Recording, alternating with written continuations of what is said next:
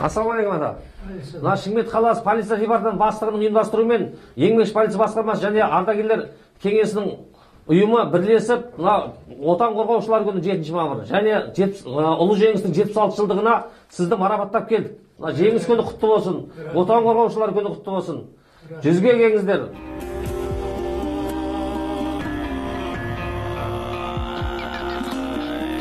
Мен Құрылбаев Есіркеп, Шымкент қаласының енді полиция департаментінің бастығы бізді ескеріп, осындай сыйлықтар жіберіп, атап өткендер үшін өте рахмет. Жұмыстары алға бассын. Аман болыңдар. Рахметімізді айтамыз.